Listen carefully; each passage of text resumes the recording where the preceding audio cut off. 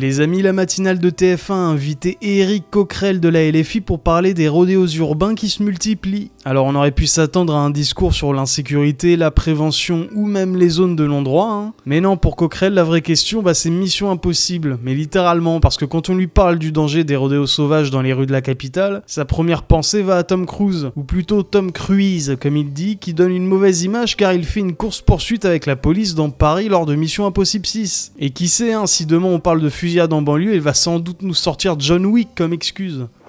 Donc, alors il y a deux réponses. La première, bien évidemment, c'est d'appliquer la loi, c'est la première chose. Deuxièmement, c'est très certainement des questions aussi de prévention et d'éducation, de manière générale pour tout ce qui concerne le routier dès l'école. Vous remarquerez par exemple que il va y avoir bientôt, je le dis juste comme ça, j'ai rien du tout contre le film, j'irai le voir sûrement, mais il va bientôt y avoir Mission Impossible qui va passer. Vous remarquerez les exploits que feront Tom Cruise sur sa moto, très souvent sur une route terre. Donc il y a toute une espèce de mythologie autour des véhicules, etc., qui traduit de cette manière-là peuvent être dangereux. Je n'explique pas ça de cette manière-là, mais c'est juste pour dire qu'il y a un contexte, et que ce contexte, pour montrer aux jeunes que c'est extrêmement dangereux pour eux déjà. C'est dangereux, c'est pénible notamment pour les habitants. C'est dangereux pour eux, c'est pénible pour les habitants. Il faut même aller au contact, comme on le fait par exemple au Royaume-Uni. Et en plus, ça peut même s'avérer létal. Ce samedi 10 mai, des centaines de jeunes royalistes ont défilé dans les rues de Paris. Drapeaux fleur-de-lysée, croix de Lorraine et slogans revendicatifs tels que tout le monde déteste la République, Jeanne d'Arc est à Paris ou encore France Jeunesse Royauté. Un écho assumé au fait joannique qui commémore chaque 8 mai l'épopée de Jeanne d'Arc, l'héroïne préférée des royalistes, des catholiques traditionnels et des patriotes de tous bords. La manifestation organisée par l'Action française s'inscrit dans cette tradition avec 2 jours de retard mais beaucoup d'enthousiasme. Et ce qui frappe encore une fois, c'est le contraste, hein. Pas de heurts, pas de chaos, pas de vitrines cassées, juste un cortège discipliné presque solennel. C'est la 2e grosse manif nation en moins d'une semaine à Paris, hein, après celle du 9 mai dont on a parlé dans une vidéo précédente, elle aussi encadrée, calme et pourtant ultra clivante médiatiquement. À croire qu'au final, tant qu'on ne brûle pas de trottinette et qu'on ne fout pas le bordel, on peut marcher tranquillement même en criant à bas la République.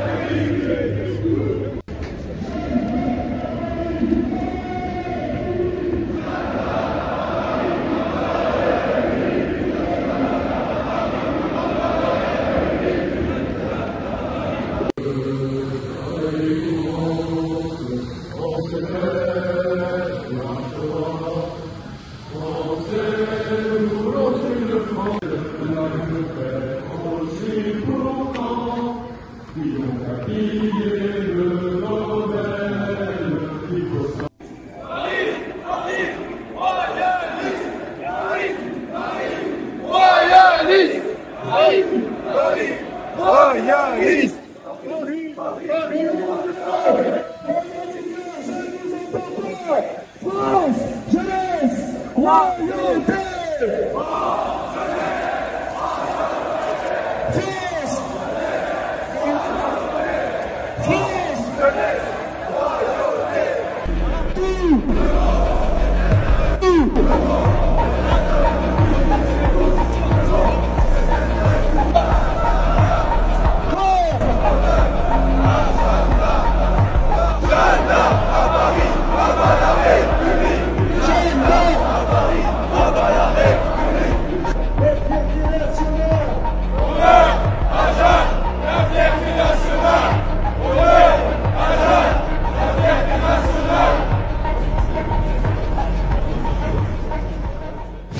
Les amis, on a notre petite dose d'action de la journée avec la tristement célèbre tradition made in banlieue de France de l'envahissement de terrains de foot amateurs afin de tabasser l'arbitre et les joueurs adverses. En effet, des terrains de banlieue aux stades provinciaux, les incidents se multiplient, envahissement de terrain, bagarre générale, aggressions, etc.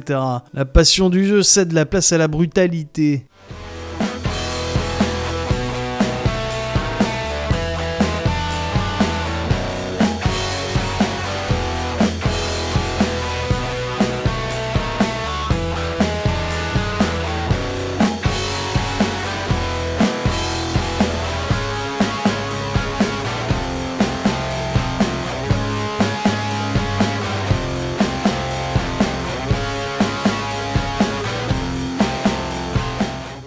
Alors bien entendu, on a eu plusieurs affaires de la sorte. Pour rappel, il y a 2 mois seulement, en mars 2025, pas besoin d'aller chercher loin. Lors d'un match de départemental 2 entre Gradignan et le RC Chambéry, une altercation entre 2 joueurs a dégénéré en bagarre générale. Environ 30 spectateurs ont envahi le terrain. Le capitaine du RC Chambéry a été gravement blessé à l'œil par un individu armé d'un trousseau de clés. Une autre fois en décembre 2024, après un match U16 entre l'US Capdal et l'Entente Conques Madeleine, putain c'est quoi ces noms incroyables, c'est la guerre des étoiles, et l'Entente Conques Madeleine Victorine, un adolescent de 15 ans a été suivi et violemment agressé dans un parking par 2 joueurs adverses. La famille a bien sûr porté plainte et des menaces ont pourtant été proférées contre d'autres joueurs sur les réseaux sociaux. À Nice, cette fois-ci en novembre 2024, un match de football amateur a été interrompu après une bagarre générale et un envahissement du terrain. L'incident a été qualifié d'extrêmement violent par les témoins. Alors bien sûr, il y en a d'autres, vous imaginez bien, sachant que les médias ne relaient pas non plus à chaque fois que ça arrive en plus.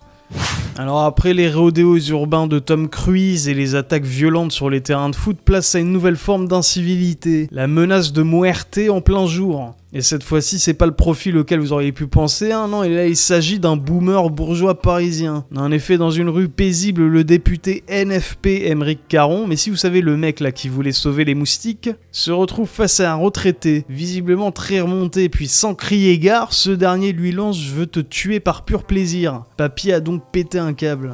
Vous avez vraiment dit, si on pouvait le tuer, celui-là, ce serait bien. Ouais. Vous savez que je pourrais porter plainte contre vous. Non, j'ai une chose à foutre. Il y a tellement de gens qui disent des choses comme ça. Vous êtes habitué? Ah bah ouais. Bon, rencontrer des gens comme vous, un petit peu nerveux, un petit peu violents. Ah bah non. Appeler à tuer quelqu'un, vous savez, ça a quand même encore un sens, les mots. Oui. Pourquoi? Pour quelle raison? Pourquoi donc? Je vous en veux. Je sais pas, dites-moi. Et à votre avis? Je sais pas, moi, je suis pas dans votre tête. Vous êtes parfait. Je suis pas dans votre tête. Alors vas-y, dites-moi. Pourquoi vous voulez me tuer? Allez, dites-moi. Par plaisir. C'est vrai? Par bonheur. Par joie. Par joie de tuer les gens. Je passe, vous avez demandé, vous dites, celui-là, il faut le tuer. C'est bien ça que vous avez dit? Ouais. C'est grave de dire ça. Alors allez, expliquez-vous. Expliquez-vous quand même. Non, c'est intéressant, vous voulez tuer un député, donc pourquoi vous voulez le tuer? Vous êtes député? Eh ouais. Non, malheureusement. Bah alors pourquoi vous voulez me tuer alors? Par plaisir, je vous ai répondu. Et c'est quoi votre plaisir? Bon, Il est retraité. Il a toute sa tête? Il est retraité. Et il a toute sa tête? Oui, apparemment. Donc quand il dit ça, il est conscient de ce qu'il dit? Il a dit ça comme ça. Il a dit ça comme ça? Non, mais c'est quand même très grave de dire à un élu de la nation qu'on veut le tuer. Ouais. Oui, alors si, ça quand même, c'est certain. Alors j'essaye de Vous comprendre la aussi, raison. quelquefois. Ah, moi j'appelle à tuer personne. Non, mais quelquefois vous êtes violent. Ah bon? Quand? Ouais.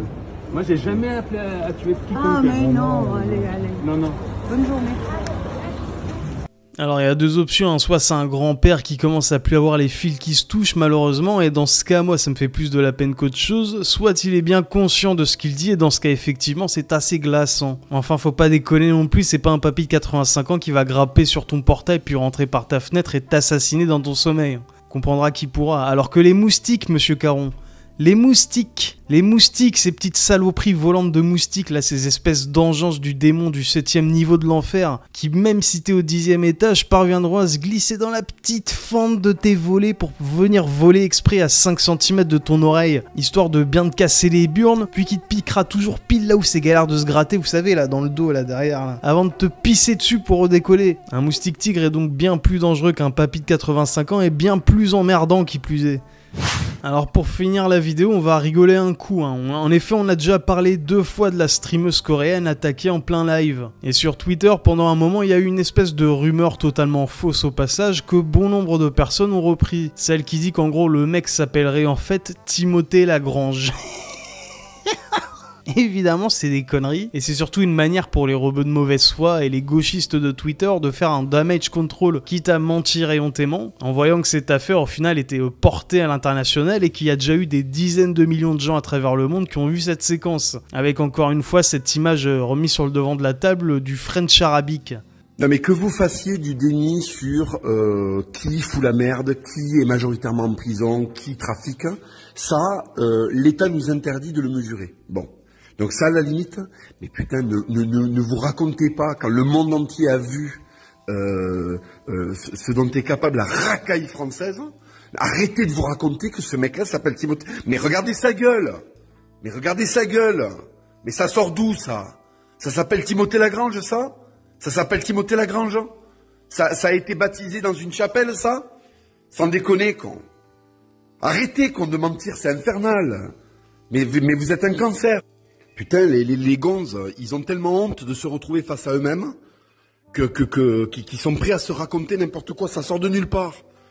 Là, ça fait 48 heures là que je vois circuler du « Oui, c'est un bon français, il s'appelle Timothée Lagrange. » Mais fermez vos gueules. Fermez vos gueules, c'est un arabe. Enfin, on va arrêter quand la clownerie, là? Timothée Lagrange. Enfin, je vais t'en foutre du Timothée Lagrange. Regardez-moi cette gueule. Regardez-moi cette tête. On dirait un mérou, con. Un poisson ventouse. De Mostaganem, là. Qu'est-ce que vous me racontez, Timothée Lagrange? Menteur. Ah, qu'est-ce qui me fait dire que c'est un arabe? Eh ben, je sais pas, putain. Le mec a une sacoche, il se balade en trottinette, il a une courbure de mec qui a jamais travaillé de sa vie. Il a une fif avec des cernes. À force de regarder quelle caravane tu vas attaquer dans le désert. Il a une pilosité absente parce qu'il doit être à moitié turcique, hein.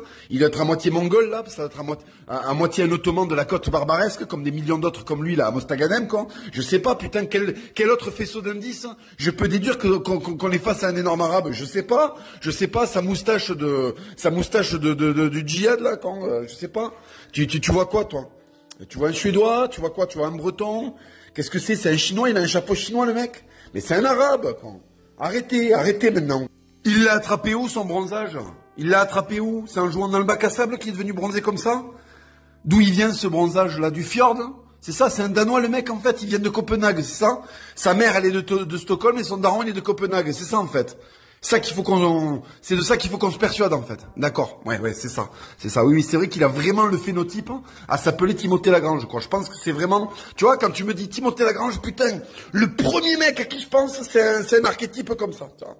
C'est, vraiment, c'est, putain, ah ouais, Timothée Lagrange, ben, ça colle parfaitement, con. Eh ben, putain, Watson, on va pouvoir se foutre à la retraite, con, Sherlock Holmes, là. Ça y est, putain, mais attends, on a des détectives en herbe en France, là. Tiens, ça y est, tout est résolu, c'est bon. Arrêtez l'enquête. Non, mais c'est bon, la police. C'est bon, rentrez chez vous, arrêtez l'enquête, voilà. C'est pas un arabe, c'est Timothée Lagrange, en fait. Ah, putain, waouh. Ah, bande de sales racistes. Alors, ça vous embouche un coin.